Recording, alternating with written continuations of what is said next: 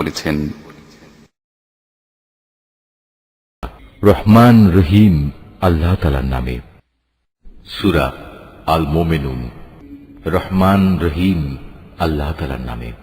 নিঃসন্দেহে সেসব ঈমানদার মানুষরা মুক্তি পেয়ে গেছে যারা নিজেদের নামাজে একান্ত বিনয় অবনত হয়, যারা অর্থহীন বিষয় থেকে বিমুখ থাকে, যারা রীতিমতো যাকাত প্রদান করে, যারা তাদের যৌন অঙ্গসমূহের হেফাজত করে। তবে নিজেদের স্ত্রী কিংবা নিজেদের অধিকারভুক্ত দাসীদের ওপর এই বিধান প্রযোজ্য নয়। এখানে হেফাজত না করার জন্য তারা কিছুতেই নিন্দনীয় হবে না। অতঃপর এ বিধিবদ্ধ উপায় ছাড়া যদি কেউ অন্য কোনো পন্থায় যৌন কামনা চরিতার্থ করতে চায়, তাহলে তারা সীমা লঙ্ঘনকারী বলে বিবেচিত হবে। যারা তাদের কাছে রক্ষিত আমানত ও অন্যদের দেয়া প্রতিশ্রুতিসমূহের হেফাজত করে, যারা নিজেদের নামাজ সমূহের ব্যাপারে সমাধিক যত্নবান হয়, এই লোকগুলোই হচ্ছে মূলত জমিনে আমার যথার্থ উত্তরাধিকারী। জান্নাতুল ফেরদাউসের উত্তরাধিকারও এরা পাবে, তারা সেখানে চিরকাল থাকবে। হে মানুষ, তোমরা সৃষ্টি প্রক্রিয়াটা লক্ষ্য করো।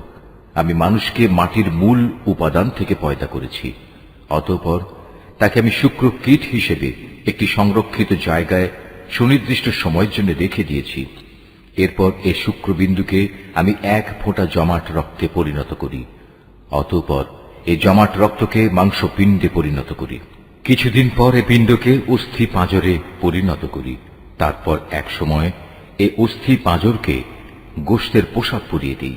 অতঃপর বানানোর প্রক্রিয়া শেষ করে আমি তাকে সম্পূর্ণ ভিন্ন এক সৃষ্টি তথা মানুষ রূপে পয়দা করি।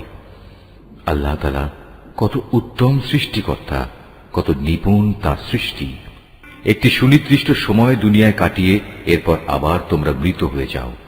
তারপর কিয়ামতের দিন তোমরা সবাই পুনরুত্থিত হবে। আমি তোমাদের উপর এ 7 আসমান বানিয়েছি এবং আমি আমার সৃষ্ট সম্পর্কে মোটেই উদাসীন নই। আমি আসমান থেকে পরিমাণ মতো পানি বর্ষণ করেছি এবং তা প্রয়োজন মতো জমিনে সংরক্ষণ করে রেখেছি। আবার এক সময় তা উড়িয়ে নিয়ে যাবার ব্যাপারেও আমি সম্পূর্ণ ক্ষমতাবান। তারপর জমিনে সংরক্ষিত সেই পানি দিয়ে তোমাদের জন্য খেজুর ও আঙুরের বাগান সৃষ্টি করি। তোমাদের জন্য তাতে প্রচুর ফল পাকড়াও উৎপাদিত হয়, আর তা থেকে তোমরা পর্যাপ্ত পরিমাণ আহারও গ্রহণ করো। আর জমিনে সংরক্ষিত পানি থেকে এক প্রকার গাছ সিনাই পাহাড়ের তেলের উপাদান নিয়ে জন্ম লাভ করে। খাদ্য গ্রহণকারীদের জন্য তা ব্যঞ্জন হিসেবেও ব্যবহৃত হয়। তোমাদের জন্য অবশ্যই চতুষ্পদ জন্তুর মাঝে প্রচুর শিক্ষণীয় বিষয় রয়েছে। তার পেটের ভেতরে যা কিছু আছে তা থেকে আমি তোমাদের দুধ পান করাই। এছাড়াও তোমাদের জন্য তাতে আরো অনেক উপকারিতা রয়েছে। তার গোশত থেকে তোমরা আহারও করো। আবার কিছু আছে তার উপর তোমরা বাহন হিসেবে সওয়ার হও। অবশ্য জলযানেও তোমাদের আরোহণ করানো হয়। অবশ্যই আমি নূহকে তার জাতির কাছে হেদায়েত নিয়ে পাঠিয়েছিলাম। সে তার জাতিকে বলেছিল, হে আমার জাতি, তোমরা ইবাদত করো একমাত্র আল্লাহ তাআলার। তিনি ছাড়া তোমাদের দ্বিতীয় কোনো মাবুদ নেই। তোমরা কি তাকে ভয় করবে না? তখন তার জাতির মোড়লরা, যারা তার আগে থেকে কুফরি করছিল, একথা শুনে অন্যদের বলল, এ ব্যক্তি তো তোমাদের মতো একজন মানুষ। আসলে এ ব্যক্তি তোমাদের উপর নেতৃত্ব করতে চায়। আল্লাহ তাআলা যদি নবী পাঠাতেই চাইতেন তাহলে ফেরেশতাদেরই নবী করে পাঠাতেন। আমরা তো এমন কোন কথা আমাদের পূর্বপুরুষদের জামানায়ও ঘটেছে বলে শুনিনি। মূলত এ মানুষটি এমন যার মধ্যে মনে হয় কিছু পাগলামি এসে গেছে। অতএব তোমরা তার কোনো কথায় কান দিও না, বরং এর ব্যাপারে কয়েকটা নির্দিষ্ট দিন পর্যন্ত অপেক্ষা করো, হয়তো সে এমনিই সেরে যাবে। একথা শুনে নূহ তার মালিকের কাছে দোয়া করল, হে আমার মালিক, এরা যেভাবে আমাকে মিথ্যা সাব্যস্ত করল, তুমি সেভাবেই তাদের মোকাবেলায় আমাকে সাহায্য করো। অতঃপর আমি তার কাছে ওহী পাঠালাম, তুমি আমার তত্ত্বাবধানে আমারই ওহী অনুযায়ী একটি নৌকা প্রস্তুত করো। তারপর যখন আমার আযাবের আদেশ আসবে এবং জমিনের চুল্লি প্লাবিত হয়ে যাবে, তখন সব কিছু থেকে এক এক জোড়া নৌকায় উঠিয়ে নাও। তোমার পরিবার পরিজনদের উঠিয়ে নেবে, তবে তাদের মধ্যে যার ব্যাপারে আল্লাহ তাআলা সিদ্ধান্ত এসে গেছে সে ছাড়া। দেখো, যারা জুলুম করেছে তাদের ব্যাপারে আমার কাছে কোনো আরজি পেশ করো না, কেননা মহাপ্লাবনে আজ তারা নিমজ্জিত হবেই। তারপর যখন তুমি এবং তোমার সাথীরা নৌকায় আরোহণ করবে, তখন শুধু বলবে, সমস্ত প্রশংসা আল্লাহ তাআলার জন্য, যিনি আমাদের একটি অত্যাচারী জাতি থেকে উদ্ধার করেছেন। তুমি নৌকায় উঠে বলো, হে আমার মালিক, তুমি আমাকে জমিনের কোথাও বরকতের সাথে নামিয়ে দাও। একমাত্র তুমিই পারো আমাকে শান্তির সাথে কোথাও নামিয়ে দিতে। নিঃসন্দেহে এ কাহিনীর মধ্যে আমার কুদরতের নিদর্শন রয়েছে। তাছাড়া মানুষদের পরীক্ষা তো আমি সব সময়ই নিয়ে থাকি। এদের পরে আমি আর এক জাতিকে পয়দা করেছিলাম, অতঃপর তাদেরই একজনকে তাদের কাছে নবী করে পাঠিয়েছি, যার দাওয়াত ছিল, হে আমার জাতি, তোমরা এক আল্লাহ তাআলারই ইবাদত করো, তিনি ছাড়া তোমাদের আর কোনো মাবুদ নেই। তোমরা নূহের জাতির ভয়াবহ আযাব দেখেও কি সাবধান হবে না? নবীর কথা শুনে তার জাতির নেতৃস্থানীয় লোকজন, যারা আল্লাহকে অস্বীকার করেছে, মিথ্যা সাব্যস্ত করেছে, পরকালে আল্লাহ তাআলার সাথে সাক্ষাতের বিষয়টিকে, সর্বোপরি যাদের আমি দুনিয়ার জীবনে প্রচুর ভোগ সামগ্রী দিয়ে রেখেছিলাম, তারা অন্য লোকদের বলল, এ ব্যক্তিটি তোমাদের মতো মানুষ ছাড়া অন্য কিছু নয়। তোমরা যা খাও সেও তা খায়, তোমরা যা কিছু পান করো সেও তা পান করে।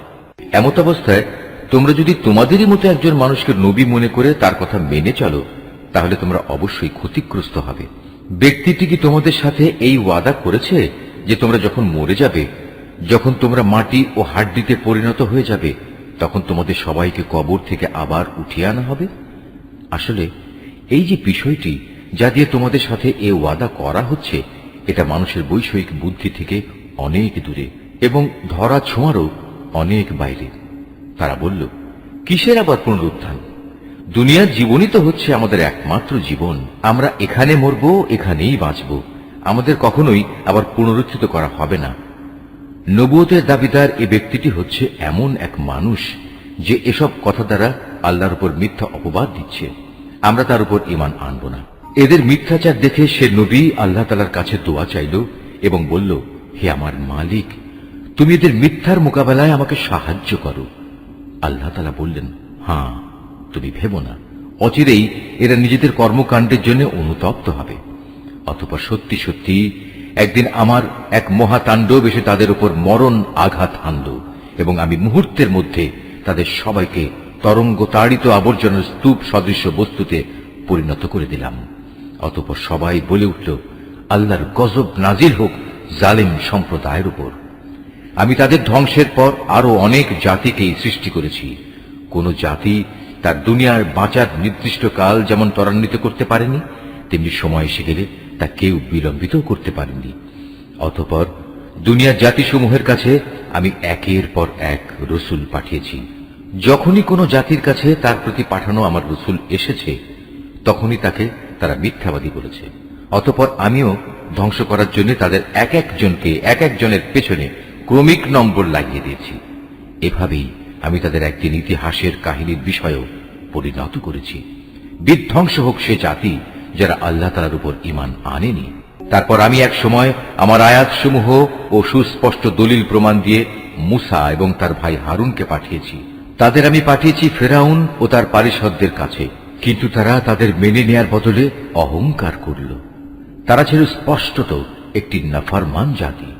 তারা বলতে লাগল, আমরা কি এমন দুজন মানুষের উপর ঈমান আনব যারা আমাদের মতোই মানুষ, অপরদিকে তাদের জাতীয় হচ্ছে আমাদের সেবাদাস? তারা তাদের উভয়কে মিথ্যাবাদী বলল। ফল এই দাঁড়ালো, তারা ধ্বংসপ্রাপ্ত মানুষদের দলভুক্ত হয়ে গেল। আমি মূসাকে আমার কিতাব দান করেছি যেন লোকেরা তা থেকে হিদায়াত লাভ করতে পারে। এভাবেই আমি মারিয়াম পুত্র ঈসা ও তার মাকে আমার কুদরতের নিদর্শন বানিয়েছি এবং তাদের এক নিরাপদ ও প্রশ্রবণ বিশিষ্ট উচ্চ ভূমিতে আমি আশ্রয় দিয়েছি। হে আমার রাসূলরা, তোমরা পাক পবিত্র জিনিসসমূহ খাও, হামেশা নেক আমল করো, কেননা তোমরা যা কিছু করো সে সম্পর্কে আমি সবিশেষ অবহিত আছি। এই যে তোমাদের জাতি, তা কিন্তু দিনের বন্ধনে একই জাতি, আর আমি হচ্ছি তোমাদের একমাত্র মালিক। অতএব তোমরা আমাকেই ভয় করো। কিন্তু লোকেরা নিজেদের মাঝে এ মৌলিক বিষয়টাকে বহুধা বিভক্ত করে দিয়েছে, আর প্রত্যেক দলের কাছে যা কিছু আছে তা নিয়েই তারা পরিতুষ্ট। অতএব হে নবী, তুমি তাদের একটা সুনির্দিষ্ট সময়ের জন্য নিজে নিজ বিভ্রান্তিতে পড়ে থাকার জন্য ছেড়ে দাও। তারা কি এটা ধরে নিয়েছে আমি তাদের যে ধন সম্পদ ও সন্তান সন্ততি দিয়ে সাহায্য করছি এবং তার অর্থ এই যে আমি সব সময় তাদের জন্য সকল প্রকার কল্যাণ ত্বরান্বিত করে যাব? না, আসলে তা নয়। কিন্তু এরা তো সে সম্পর্কে কিছুই বোঝে না। যারা নিজেদের মালিকের ভয়ে সদা ভীত সন্ত্রস্ত থাকে, যারা তাদের মালিকের নাজিল করা আয়াতসমূহের উপর ঈমান আনে, যারা তাদের মালিকের মালিকানার সাথে অন্য কাউকে শরীক করে না, যারা তার পথে যা কিছু দিতে পারে মুক্ত হস্তে দান করে, তারপরেও তাদের মন ভীত কম্পিত থাকে, তাদের একদিন তাদের মালিকের কাছে ফিরে যেতে হবে। সত্যিকার অর্থে এটাই হচ্ছে সেসব মানুষ যারা নেকির কাজে সদা তৎপর, উপরন্তু তারা সবার চাইতে অগ্রগামীও। আমি কারো উপরই তার সাধ্যাত্মিক বোঝা চাপাই না। প্রত্যেক মানুষের আমল সংক্রান্ত একটি গ্রন্থ আমার কাছে সংরক্ষিত আছে, যা তাদের অবস্থা ঠিক ঠিক বলে দেবে। আর এ ব্যবস্থাপনায় তাদের উপর কোনো জুলুম করা হবে না, বরং তাদের অন্তর এ বিষয়ে আধারে আচ্ছন্ন হয়ে আছে। এছাড়াও তাদের জীবনে আরো বহুতর খারাপ কাজ আছে যা তারা সব সময় করে থাকে। এরা এসব কাজ থেকে কখনো ফিরে আসে না যতক্ষণ না আমি তাদের ঐশ্বর্যশীল লোকদের শাস্তি দ্বারা আঘাত করি। তখন তারা সাথে সাথেই আর্তনাদ করে ওঠে। তখন বলা হবে, আজ আর আর্তনাদ করো না, তোমাদের আমার পক্ষ থেকে কোনো সাহায্য করা হবে না। যখন আমার আয়াতসমূহ তোমাদের সামনে পড়ে পড়ে শোনানো হতো, তখন তোমরা আমার নবীদের আওয়াজ শোনা মাত্রই উল্টো দিকে সরে পড়তে নেহায়েত দম্ভ ভরে, পরে নিজেদের মজলিসে গিয়ে অর্থহীন গল্পগুজব জুড়ে দিতে। এরা এই কালাম কোরআনের উপর কি চিন্তা ভাবনা করে না? কিংবা তাদের কাছে নতুন কিছু একটা এসেছে যা তাদের বাপ দাদাদের কাছে আসেনি? অথবা তারা কি তাদের রসুলকে চিনতে পারেনি যে জন্যে তারা তাকে অস্বীকার করছে? কিংবা তারা কি একথা বলে তার সাথে কোন রকম পাগলামি রয়েছে? বরং আসল কথা হচ্ছে, রসুল তাদের কাছে সত্য নিয়ে হাজির হয়েছে এবং তাদের অধিকাংশ লোকই এ সত্যকে অপছন্দ করে। যদি এমন হতো সত্য তাদের ইচ্ছা আকাঙ্ক্ষার অনুগামী হয়ে যেত, তাহলে আসমান সমূহ ও জমিন এবং আরো যা কিছু এই উভয়ের মাঝে আছে তার গোটা ব্যবস্থাপনা কবেই ভেঙে বিশৃঙ্খল হয়ে পড়ত। পক্ষান্তরে আমি তাদের কাছে তাদের নিজেদের কাহিনী নিয়ে এসেছি, কিন্তু আশ্চর্য, তারা এখন তাদের নিজেদের কথাবার্তা থেকেই মুখ ফিরিয়ে নিচ্ছে। হে নবী, তবে কি এরা মনে করে তুমি এদের কাছে দিন পৌঁছানোর জন্য কোন রকম পারিশ্রমিক দাবি করছো? অথচ তোমার মালিকের দেয়া পারিশ্রমিক এদের পার্থিব পারিশ্রমিকের তুলনায় অনেক উৎকৃষ্ট, আর তিনি তো হচ্ছেন সর্বোত্তম রিজিক দাতা। তুমি তো তাদের সঠিক পথের দিকেই আহ্বান করছো। অবশ্য যারা আখিরাতের উপর ঈমান আনে না, তারাই কেবল হেদায়েতের সঠিক পথ থেকে বিচ্যুত হয়ে যাচ্ছে।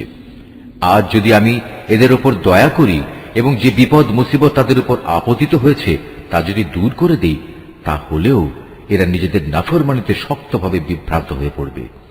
আমি এদের কঠোর আযাব দ্বারা পাকড়াও করলাম, তারপরও এরা নিজেদের মালিকের প্রতি নত হল না এবং কখনো এরা কাতর প্রার্থনাটুকু পর্যন্ত আমার কাছে পেশ করল না। অতঃপর যখন সত্যিই আমি এদের উপর কঠোর আযাবের দুয়ার খুলে দেব, তখন তুমি দেখবে এরা হতাশ হয়ে পড়ছে। হে মানুষ, তিনি আল্লাহ তাআলা, যিনি তোমাদের শোনার জন্য কান, দেখার জন্য চোখ ও চিন্তা গবেষণা করার জন্য একটি মন দিয়েছেন। কিন্তু তারা এসব দানের শুকর খুব অল্পই আদায় করে। তিনি তোমাদের সৃষ্টি করে জমিনে তোমাদের বংশ বিস্তার করে চারিদিকে ছড়িয়ে রেখেছেন। একদিন তোমাদের সবাইকে আবার তার কাছেই একত্রিত করা হবে। তিনি তোমাদের জীবন দান করেন, তিনি তোমাদের মৃত্যু ঘটান। রাত দিনের আবর্তনও তাঁর ইচ্ছায় সংঘটিত হয়। এত সব কিছু দেখেও তোমরা কি সত্য অনুধাবন করবে না?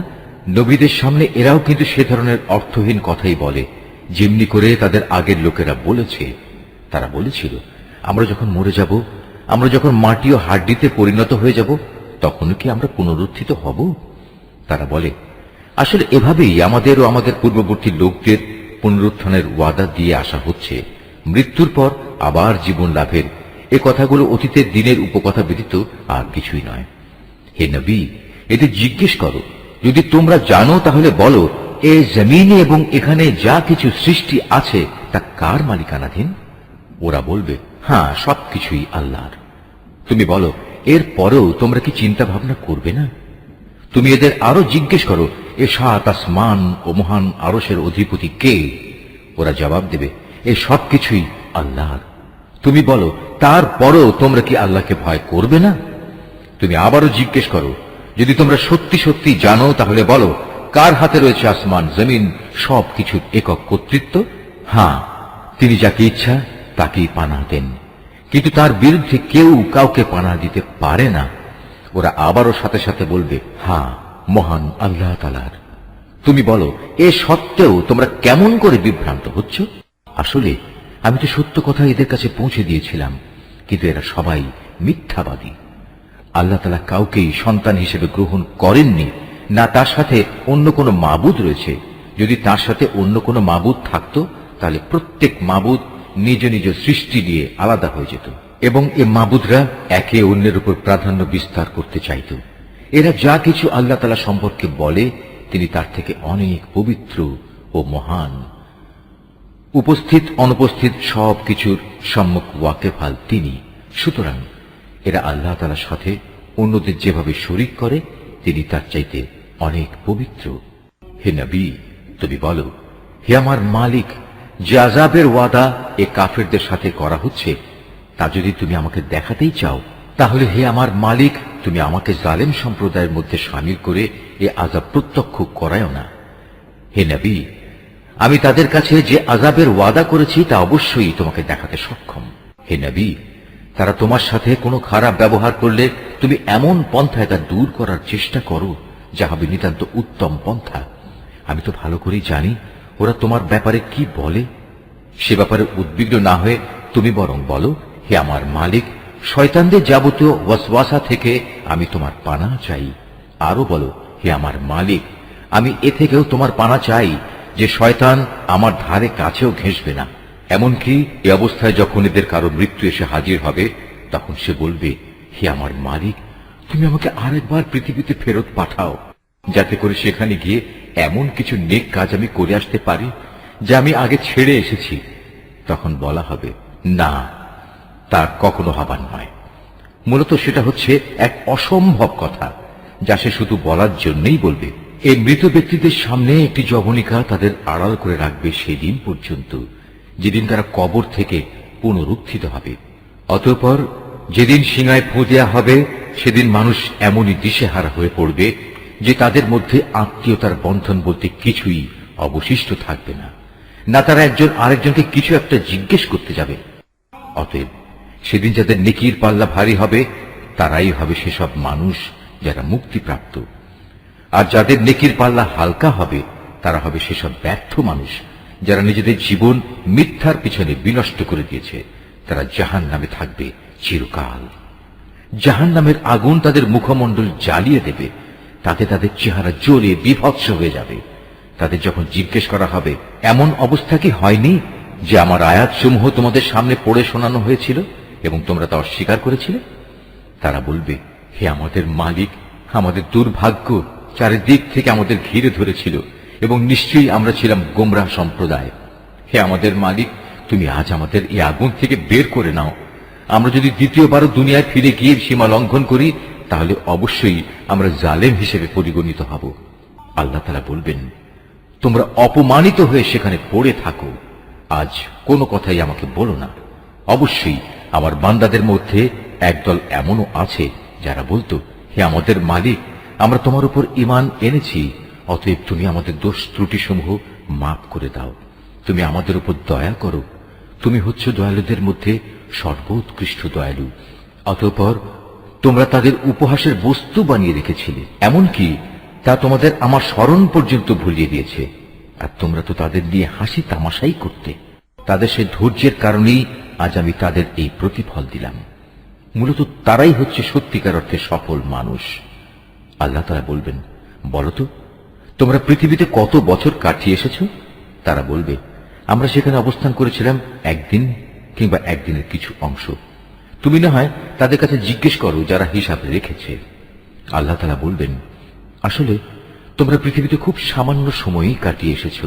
কত ভালো হতো যদি তোমরা এই কথাটা ভালো করে জানতে। তোমরা কি সত্যি সত্যি এটা ধরে নিয়েছো আমি তোমাদের এমনিই অনর্থক পয়দা করেছি এবং তোমাদের কখনোই আমার কাছে ফিরে আসতে হবে না? না, তা কখনো নয়। মহিমান্বিত আল্লাহ তাআলা, তিনি সব কিছুর যথার্থ মালিক। তিনি ছাড়া আর কোনো মাবুদ নেই। সম্মানিত আরশের একক অধিপতিও তিনি। অতএব যে ব্যক্তি আল্লাহ তাআলাকে বাদ দিয়ে অন্য কোনো মাবুদকে ডাকে, তার কাছে যার জন্য কোনো রকম সনদ নেই, সে যেন জেনে রাখে তার হিসাব তার মালিকের কাছে যথার্থই মজুদ আছে। সেদিন তারা কোনো অবস্থায় সফল কাম হবে না যারা তাকে অস্বীকার করেছে। হে নবী, তুমি বলো, হে আমার মালিক, তুমি আমায় ক্ষমা করো, কেননা তুমি হচ্ছ দয়ালুদের মধ্যে সর্বোৎকৃষ্ট। সূরা আন-নূর। রহমান রহিম আল্লাহ তাআলার নামে। এটি একটি সূরা, আমি নাযিল করেছি এবং আমি এতে বর্ণিত বিধানসমূহ ফরজ করেছি। আমি এতে পরিষ্কার করে আমার আয়াতসমূহ নাযিল করেছি, যাতে করে তোমরা এর থেকে শিক্ষা গ্রহণ করতে পারো। এই বিধানসমূহের একটি হচ্ছে ব্যভিচারিণী নারী ও ব্যভিচারী পুরুষ সংক্রান্ত বিধানটি। এদের ব্যাপারে আদেশ হচ্ছে তাদের প্রত্যেককে তোমরা 100টি করে বেত্রাঘাত করবে। আল্লাহর দ্বীনের আদেশ প্রয়োগের ব্যাপারে ওদের প্রতি কোন রকম দয়া যেন তোমাদের মনে না আসে। যদি তোমরা আল্লাহ তাআলা ও পরকালের উপর ঈমান এনে থাকো, তাহলে মোমেনদের একটি দল যেন তাদের এই শাস্তি প্রত্যক্ষ করার জন্য সেখানে মজুদ থাকে। আল্লাহর হুকুম হচ্ছে ব্যভিচারী পুরুষ কেবলমাত্র ব্যভিচারিণী মহিলাকেই বিয়ে করবে, কিংবা বিয়ে করবে কোনো মুশরিক নারীকে। ব্যভিচারিণী মহিলা কেবলমাত্র ব্যভিচারী পুরুষকেই বিয়ে করবে, কিংবা বিয়ে করবে কোনো মুশরিক পুরুষকে। সাধারণ মোমেনদের জন্য এই বিয়েকে হারাম করা হয়েছে। অপরদিকে যারা খামাখা সতী সাধ্বী নারীদের উপর ব্যভিচারের অপবাদ আরোপ করবে এবং এর সপক্ষে 4 জন সাক্ষী হাজির করতে পারবে না, তাদের 80টি বেত্রাঘাত করবে এবং ভবিষ্যতে আর কখনো তাদের সাক্ষ্য গ্রহণ করবে না, কেননা এরা হচ্ছে নিকৃষ্ট গুনাহগার। অবশ্য যেসব ব্যক্তি এ অন্যায়ের পর তওবা করে এবং নিজেদের শুধরে নেয়, তাদের কথা আলাদা। আল্লাহ তাআলা অবশ্যই ক্ষমাশীল ও বড় দয়ালু। আর যারা নিজেদের স্ত্রীদের উপর ব্যভিচারের অপবাদ আরোপ করে অথচ নিজেরা ছাড়া তাদের কাছে অপবাদের পক্ষে অন্য কোনো সাক্ষ্য মজুদ থাকে না, তবে এটাই তাদের সাক্ষ্য যে তারা আল্লাহর নামে 4 বার শপথ করে বলবে অবশ্যই এ অভিযোগের ব্যাপারে সে সত্যবাদী। এরপর 5ম বার শপথ করার সময় বলবে মিথ্যাবাদীর উপর যেন আল্লাহ তাআলার গজব নাজিল হয়। কোন স্ত্রীর উপর থেকেও এভাবে আনিত অভিযোগের শাস্তি রহিত করা হবে যদি সেও 4 বার আল্লাহর নামে কসম করে বলে এ পুরুষ ব্যক্তিটি হচ্ছে আসলেই মিথ্যাবাদী।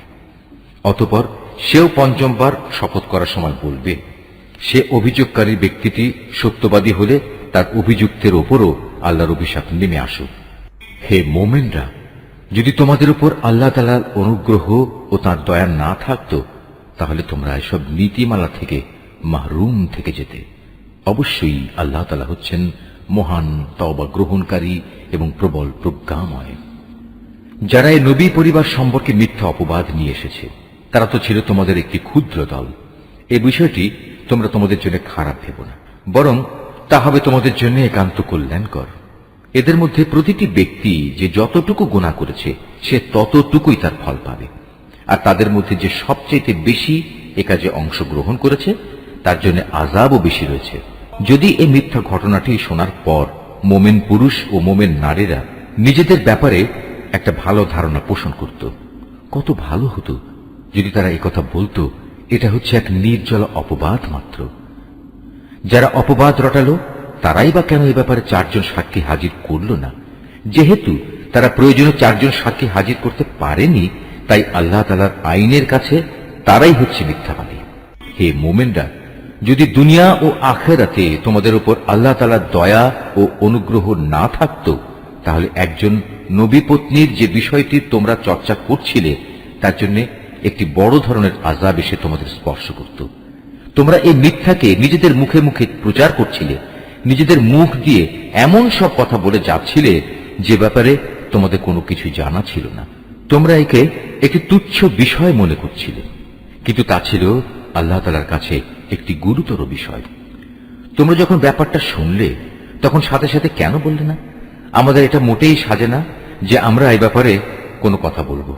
আল্লাহ তাআলা অনেক পবিত্র, অনেক মহান। সত্যি এ ছিল এক গুরুতর অপবাদ। আল্লাহ তাআলা তোমাদের উপদেশ দিচ্ছেন, তোমরা যদি সত্যি মোমেন হও তাহলে কখনো এরূপ আচরণের পুনরাবৃত্তি করো না। আল্লাহ তাআলা তার আয়াতসমূহ স্পষ্ট করে তোমাদের সামনে বিবৃত করেন, এবং আল্লাহ তাআলা সব কিছু জানেন, তিনি বিজ্ঞ কুশলী। যারা মোমেনদের মাঝে মিছে অপবাদ রটনা করে, অশ্লীলতার প্রসার কামনা করে, তাদের জন্য রয়েছে দুনিয়া ও আখিরাতে মর্মন্তুদ শাস্তি। আল্লাহ তাআলা সব কিছু জানেন, তোমরা কিছুই জানো না। হে মোমেনরা, যদি তোমাদের উপর আল্লাহ তাআলার দয়া ও অনুগ্রহ না থাকত, তাহলে একটা বড় ধরনের বিপর্যয় ঘটে যেত। অবশ্যই আল্লাহ তাআলা বড়ই দয়ালু ও স্নেহপ্রবণ। হে মানুষ, তোমরা যারা ঈমান এনেছো, তারা কখনো শয়তানের পদাঙ্ক অনুসরণ করো না।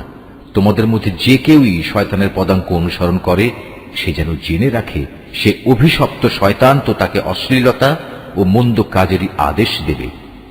যদি তোমাদের উপর আল্লাহ তাআলার দয়া ও অনুগ্রহ না থাকত, তাহলে তোমাদের মধ্যে কেউই কখনো পাক পবিত্র হতে পারত না। কিন্তু আল্লাহ তাআলা যাকে চান তাকে পবিত্র করেন, এবং আল্লাহ তাআলা সব কিছু শোনেন, তিনি সব কিছু জানেন।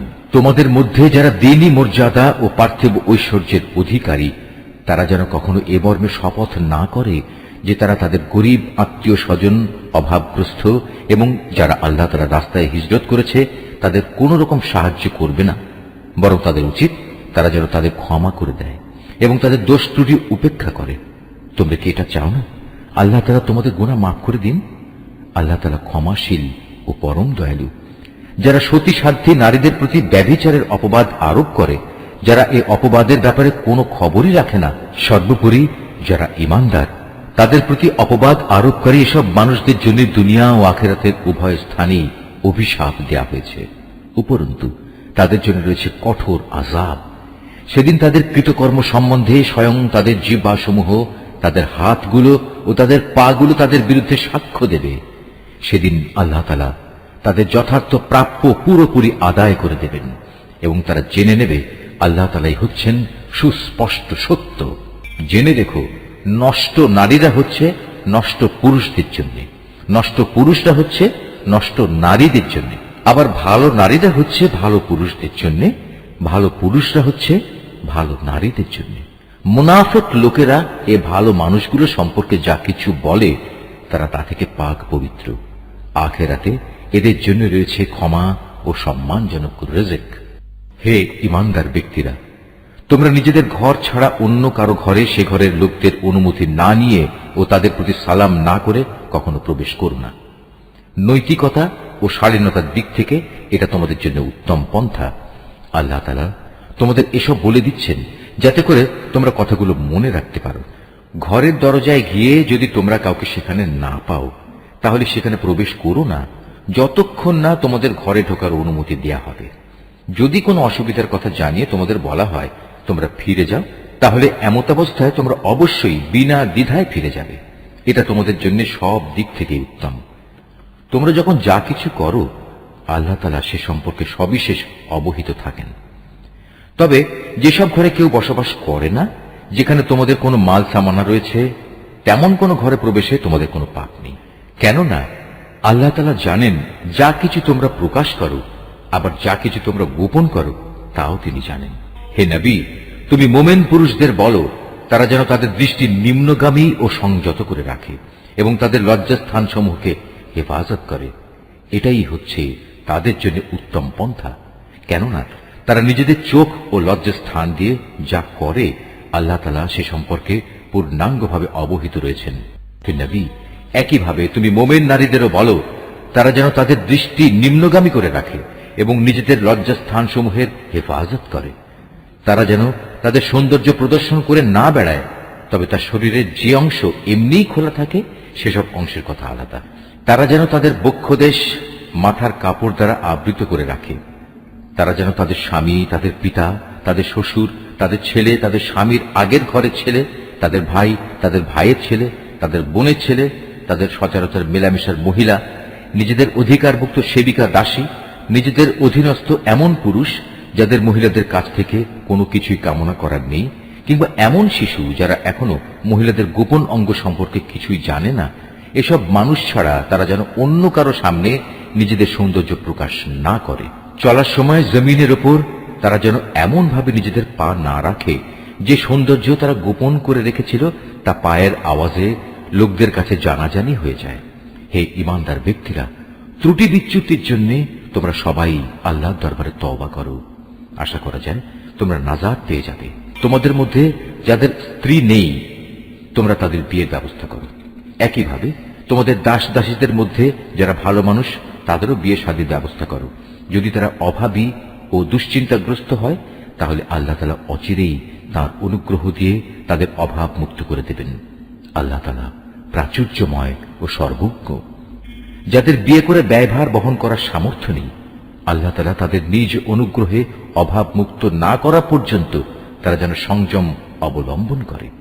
তোমাদের অধিকারভুক্ত দাস দাসীদের ভেতর যারা মুক্তির কোনো অগ্রিম লিখিত চুক্তি লিখিয়ে নিতে চায়, তোমরা তাদের তা লিখে দাও।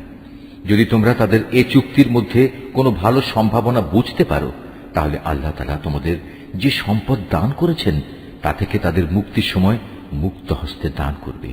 তোমাদের অধীনস্থ দাসীদের যারা সতীসাধ্যী থাকতে চায়, নিছক পার্থিব ধন সম্পদের আশায় কখনো তাদের ব্যভিচারের জন্য বাধ্য করো না। যদি তোমাদের কেউ তাদের এ ব্যাপারে বাধ্য করে, তাহলে তারা যেন আল্লাহ তাআলার কাছে ক্ষমা প্রার্থনা করে, কারণ তাদের এ বাধ্য করার পরেও তওবাকারীদের প্রতি আল্লাহ তাআলা হামেশাই ক্ষমাশীল ও পরম দয়ালু। হে মুমিনরা, আমি তোমাদের কাছে সুস্পষ্ট আয়াতসমূহ নাজিল করেছি, আরো উদাহরণ হিসেবে পেশ করেছি তোমাদের আগের মানুষদের ঘটনাগুলো। পরহেজগার লোকদের জন্য তা ছিল শিক্ষণীয় উপদেশ। আল্লাহ তাআলাই হচ্ছেন আসমান সমূহ ও জমিনের নূর। তাঁর এ নূরের উদাহরণ হচ্ছে তা যেমন একটি তাকের মতো, তাতে একটি প্রদীপ রাখা আছে। প্রদীপটি আবার স্থাপন করা হয়েছে স্বচ্ছ একটি কাঁচের আবরণের ভেতর। কাঁচের আবরণটি হচ্ছে উজ্জ্বল একটি তারার মতো। তা প্রজ্বলিত করা হয় পবিত্র জৈতুন গাছ নিঃসৃত তেল দ্বারা, যা শুধু পূর্ব দিকের সূর্যের আলো থেকেই আলোকপ্রাপ্ত নয়, পশ্চিম দিকের সূর্যের আলোকপ্রাপ্তও নয়, বরং এটি সব সময়ই প্রজ্বলিত থাকে। আবার এর তেল এত পরিষ্কার, দেখলে মনে হয় তা বুঝে নিজে নিজেই জ্বলে উঠবে, যদি আগুন তাকে ততক্ষণে স্পর্শ না করে থাকে। আর যদি আগুন স্পর্শ করেই ফেলে, তাহলে তা হবে নূরের উপর নূর। আল্লাহ তাআলা তার অদৃশ্য নূরের দিকে যাকে চান তাকেই হেদায়েত দান করেন। আল্লাহ তাআলা এভাবে মানুষদের বোঝানোর জন্য নানা উপমা পেশ করে থাকেন। আল্লাহ তাআলা প্রত্যেক বিষয় সম্পর্কেই সম্যক অবগত আছেন। এসব ব্যক্তিদের সে ঘরসমূহে পাওয়া যাবে যার মধ্যে আল্লাহ তাআলার সম্মান মর্যাদা উন্নীত করা এবং তাতে তার নিজের পবিত্র নাম স্মরণ করার জন্য সবাইকে আদেশ দিয়েছেন।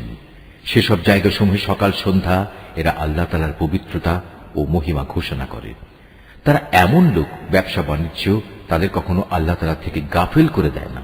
না বেচাকেনা তাদের আল্লাহ তাআলা স্মরণ, নামাজ প্রতিষ্ঠা ও যাকাত আদায় করা থেকে গাফিল রাখতে পারে। তারা সেদিনকে ভয় করে যেদিন তাদের অন্তর ও দৃষ্টিশক্তি ভীত বিহ্বল হয়ে পড়বে। যারা নেক কাজ করে আল্লাহ তাআলা তাদের যথার্থ উত্তম পুরস্কার দেবেন। তিনি তার অনুগ্রহে তাদের যা পাওনা তার চাইতে বেশি দান করবেন। মূলত আল্লাহ তাআলা যাকে চান তাকে অপরিমিত রিজিক দান করেন। অপরদিকে যারা আল্লাহ তাআলাকে অস্বীকার করে, তাদের দৈনন্দিন কার্যকলাপ হচ্ছে একটি প্রতারণার মতো, যেমন মরুভূমিতে মরীচিকা। পিপাসার্ত মানুষ দূরে থেকে তাকে পানি বলে মনে করল, পরে যখন সে তার কাছে এলো তখন সেখানে পানির মতো কিছুই সে পেল না।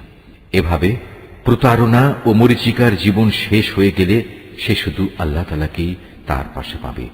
অতঃপর তিনি তার পাওনা পূর্ণ মাত্রায় আদায় করে দেবেন। নিঃসন্দেহে আল্লাহ তাআলা তড়িৎ হিসাব গ্রহণে সক্ষম। কিংবা তাদের কর্মকাণ্ডের উদাহরণ হচ্ছে একটি অতল সমুদ্রের অভ্যন্তরস্থ গভীর অন্ধকারের মতো। অতঃপর তাকে একটি বিশাল আকারের ঢেউ এসে ঢেকে আরো অন্ধকার করে দিল।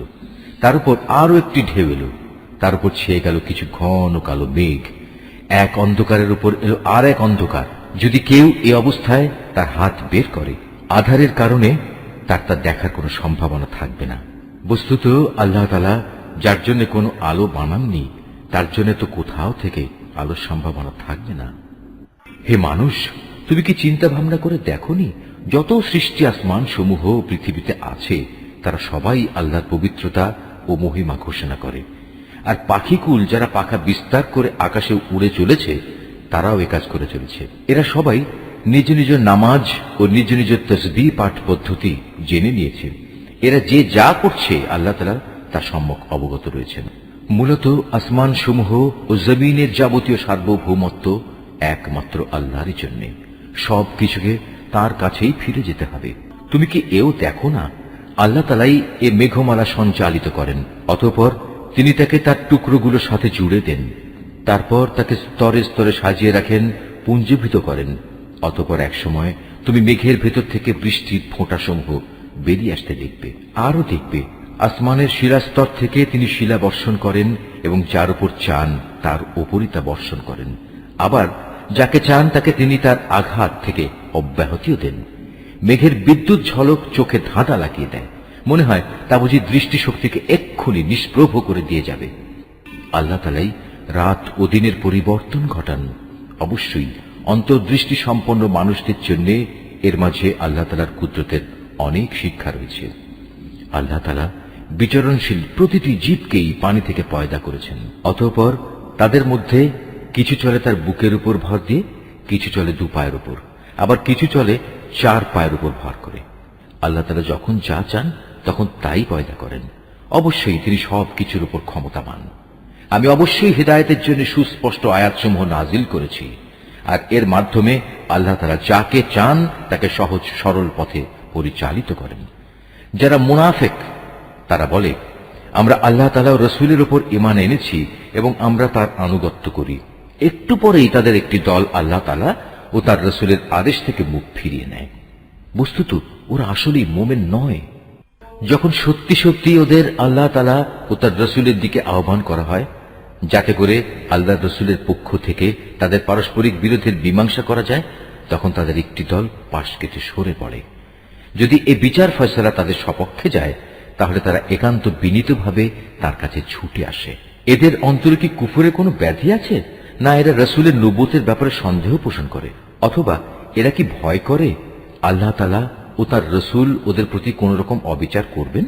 আসলে তা নয়, বরং তারা নিজেরাই হচ্ছে জালেম।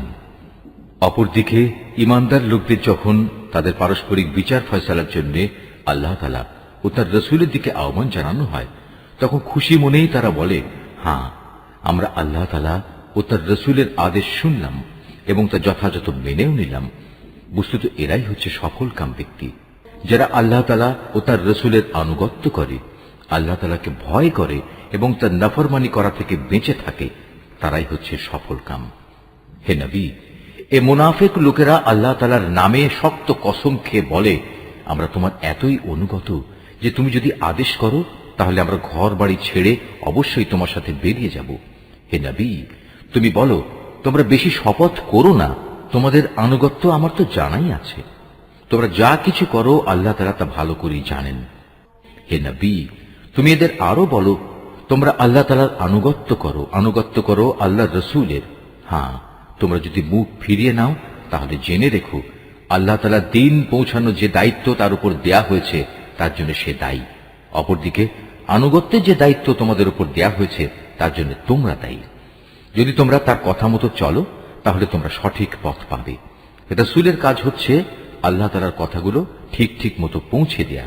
তোমাদের মধ্যে যারা আল্লাহ তাআলার উপর ঈমান আনে এবং সে অনুযায়ী নেক কাজ করে, তাদের সাথে আল্লাহ তাআলা ওয়াদা করেছেন তিনি জমিনে তাদের অবশ্যই খেলাফত দান করবেন, যেমনি ভাবে তিনি তাদের আগের লোকদের খেলাফত দান করেছিলেন। সর্বোপরি যে জীবন বিধান তিনি তাদের জন্য পছন্দ করেছেন তাও তাদের জন্য সমাজে ও রাষ্ট্রে সুদৃঢ় করে দেবেন। তাদের ভয়ের অবস্থাকে নিরাপত্তা ও শান্তিতে বদলে দেবেন। তবে এজন্য শর্ত হচ্ছে তারা শুধু আমারই গোলামি করবে, আমার সাথে কাউকে শরীক করবে না।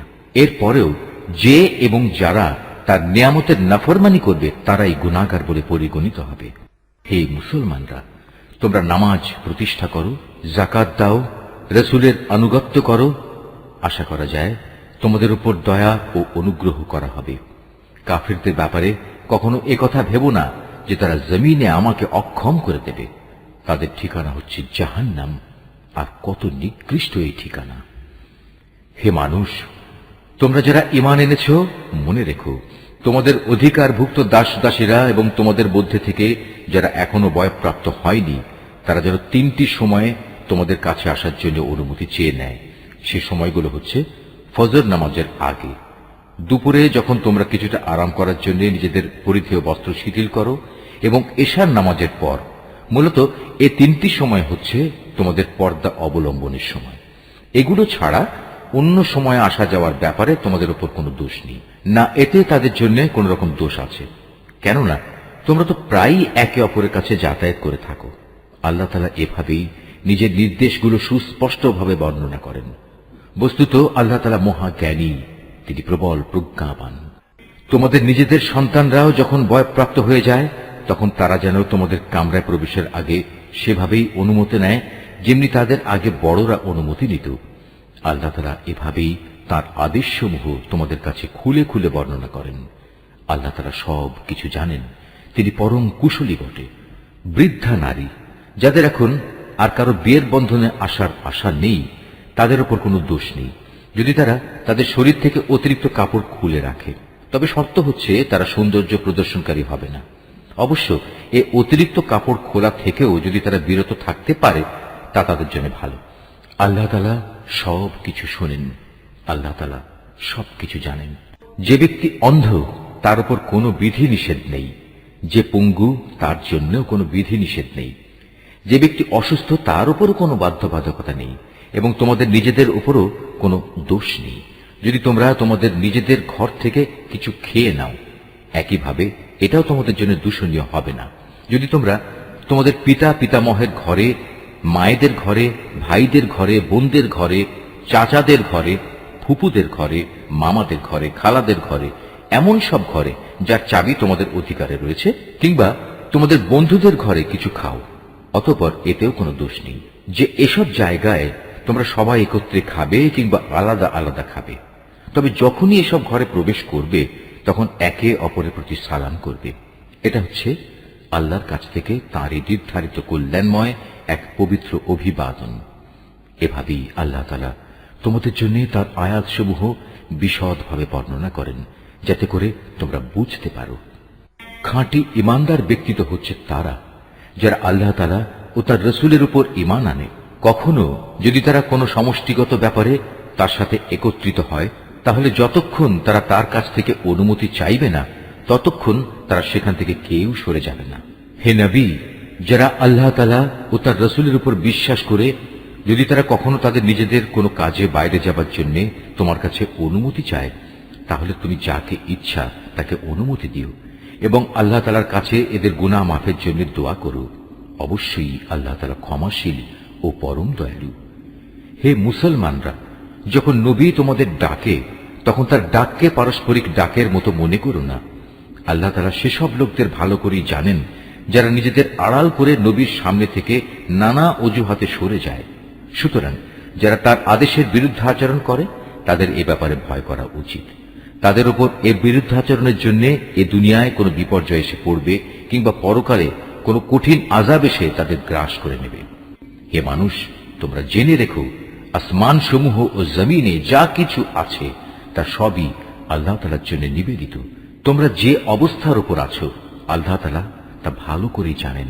যেদিন মানুষ সবাই তাঁর দিকেই প্রত্যাবর্তিত হবে, সেদিন তিনি তাদের সব কিছুই জানিয়ে দেবেন, যা কিছু তারা দুনিয়ায় করত। আল্লাহ তাআলা সব বিষয়ই ওয়াকিবহাল। সূরা আল ফুরকান। রহমান রহিম আল্লাহ তাআলার নামে। কত মহান তিনি, যিনি তার বান্দার উপর সত্য মিথ্যার মাঝে পার্থক্যকারী এই ফুরকান নাজিল করেছেন, যাতে করে সে ব্যক্তি এর দ্বারা সৃষ্টিকুলের জন্য সতর্ককারী হতে পারে। তিনি এমন সত্তা, তার জন্য রয়েছে আসমান সমূহ ও জমিনের সার্বভৌমত্ব। তিনি কখনো কাউকে নিজের সন্তান বলে গ্রহণ করেননি, না তার এ সার্বভৌমত্বে অন্য কারো কোনো শরিকানা আছে। তিনি প্রতিটি বস্তু পয়দা করেছেন এবং তিনি তার সৃষ্টির জন্য আলাদা আলাদা পরিমাপ নির্ধারণ করেছেন। এ সত্ত্বেও এ মুশরিক লোকেরা তাকে বাদ দিয়ে এমন কিছুকে মাবুদ বানিয়ে নিয়েছে যারা কিছুই সৃষ্টি করতে পারে না, বরং তাদেরই সৃষ্টি করা হয়েছে। সত্য কথা হচ্ছে, তারা যেমন নিজেরা নিজেদের ক্ষতি করতে সক্ষম নয়, তেমনি নিজেরা নিজেদের কোনো উপকারও করতে সক্ষম নয়। তারা কাউকে মৃত্যু দিতে পারে না, কাউকে জীবনও দিতে পারে না, তেমনি পারে না কেউ একবার মরে গেলে তাকে পুনরায় উঠিয়ে আনতে। যারা আল্লাহ তাআলাকে অবিশ্বাস করে তারা এই কোরআন সম্পর্কে বলে, এ তো মিথ্যা ছাড়ার কিছুই নয়, যা এ ব্যক্তি নিজে থেকে বানিয়ে নিয়েছে এবং অন্য জাতির লোকেরা তাকে এই ব্যাপারে সাহায্য করেছে। মূলত এসব কথা বলে এরা এক জঘন্য জুলুম ও নির্জলা মিথ্যা নিয়ে হাজির হয়েছে। তারা বলে, এ কোরআন হচ্ছে সেকালের উপকথা, যা এ ব্যক্তি লিখিয়ে নিয়েছে এবং সকাল সন্ধ্যায় তার সামনে এগুলো পড়া হয়। হে নবী, তুমি এদের বলো, এ কোরআন তিনিই নাজিল করেছেন, যিনি আকাশসমূহ ও জমিনের সমুদয় রহস্য জানেন। তিনি অত্যন্ত ক্ষমাশীল ও পরম দয়ালু। ওরা বলে, এ আবার কেমন ধরনের রাসূল যে আমাদের মতো করে খাবার খায় এবং আমাদের মতোই হাটে বাজারে চলাফেরা করে? কেন তার কাছে কোনো ফেরেশতা নাজিল করা হলো না যে তার সাথে আযাবের সতর্ককারী হয়ে থাকত? কিংবা গায়েব থেকে তার কাছে কোনো ধনভাণ্ডার এসে পড়ল না কেন? অথবা কমপক্ষে তার কাছে একটি বাগানই না হয় থাকত, যা থেকে সে খাবার সংগ্রহ করে খেত? এ জালেম লোকেরা মুসলমানদের আরো বলে, তোমরা তো আসলে একজন জাদুগ্রস্ত ব্যক্তির অনুসরণ করছো। হে নবী, চেয়ে দেখো ওরা তোমার সম্পর্কে কি ধরনের কথা বানাচ্ছে। এরা আসলে গোমরা হয়ে গেছে, কখনো তারা আর সঠিক পথ পাবে না। হে নবী, তুমি এদের বলো, আল্লাহ তাআলা এমন এক মহান সত্তা, যিনি ইচ্ছা করলে তোমাদের একটি বাগান কেন, তার চাইতে উৎকৃষ্ট বাগান সমূহ দান করতে পারেন, যার নিম্ন দেশে অমীয় ঝর্ণাধারা প্রবাহিত হবে। এছাড়াও তিনি তোমাদের দিতে পারেন সুরম্য প্রাসাদ সমূহ। এরা কিয়ামতের দিনকে অস্বীকার করে, আর যারাই কিয়ামত অস্বীকার করে তাদের জন্য আমি জাহান্নামের জ্বলন্ত আগুন প্রস্তুত করে রেখেছি। তারা যখন দূর থেকে তাদের মতো অন্যান্য জাহান্নামীদের দেখবে, তখন তারা স্পষ্টত তার গর্জন ও চিৎকার শুনতে পাবে। অতঃপর যখন তাদের হস্তপদ শৃঙ্খলিত অবস্থায় জাহান্নামের কোন সংকীর্ণ স্থানে ফেলে দেয়া হবে, তখন সেখানে তারা শুধু মৃত্যুর ধ্বংসকেই ডাকতে থাকবে। তাদের তখন বলা হবে, আজ তোমরা ধ্বংস হওয়াকে একবারই শুধু দেখো না, বরং বহুবার ধ্বংসকে ডাকো। কোনো কিছুই আজ তোমাদের কাজে আসবে না। হে নবী, এদের তুমি বলো, এটা জাহান্নামের কঠোর আযাব শ্রেয়, না সেই স্থায়ী জান্নাত যার ওয়াদা পরহেজগার লোকদের আগেই দিয়ে রাখা হয়েছে? এই জান্নাত হচ্ছে তাদের যথাযথ পুরস্কার ও চূড়ান্ত প্রত্যাবর্তনের স্থান। সেখানে তারা যা কিছু পেতে চাইবে তাই তাদের জন্য মজুদ থাকবে, তাও আবার থাকবে স্থায়ীভাবে। এ প্রতিশ্রুতি পালন তোমার মালিকের দায়িত্ব, যেদিন তিনি এ মুশরিক ব্যক্তিদের এবং তাদের মাবুদদের, যাদের এরা আল্লাহর বদলে ইবাদত করত, সবাইকে একত্রিত করবেন। অতঃপর তিনি সে মাবুদদের জিজ্ঞেস করবেন, তোমরাই কি আমার এ বান্দাদের গোমরা করেছ, না তারা নিজেরাই বিচ্যুত হয়ে গেছে? ওরা জবাবে বলবে, হে আল্লাহ তাআলা, তুমি পবিত্র, তুমি মহান।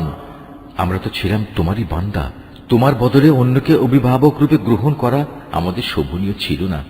তুমি তো এদের এবং এদের পিতৃপুরুষদের যথেষ্ট ভোগের সামগ্রী দিয়েছিলে। এগুলো পেয়ে তারা এমনকি তোমার কথাই ভুলে বসেছে, এবং এভাবেই তারা একটি ধ্বংসপ্রাপ্ত জাতিতে পরিণত হয়ে গেছে। আল্লাহ তাআলা বলবেন, তোমাদের মাবুদরা তো তোমাদের কথা মিথ্যা প্রতিপন্ন করল, অতএব এখন তোমরা আর আমার আযাব সরাতে পারবে না, না তোমরা আজ কারো সাহায্য পাবে। তোমাদের মধ্যে যদি কেউ আমার আনুগত্যের সীমা লঙ্ঘন করে, তাহলে তাকে আমি কঠোর আযাব আস্বাদন করাবো। হে নবী, তোমার আগে আমি আরো যত রাসূল পাঠিয়েছি, তারা মানুষের মতোই আহার করত, অন্য মানুষদের মতোই তারা হাটে বাজারে যেত। আসল কথা হচ্ছে, মানুষদের মধ্যে থেকে রাসূল পাঠিয়ে আমি তোমাদের একজনকে আরেকজনের জন্য পরীক্ষার উপকরণ বানিয়েছি। এই পরীক্ষায় তোমরা কি ধৈর্য ধারণ করবে না?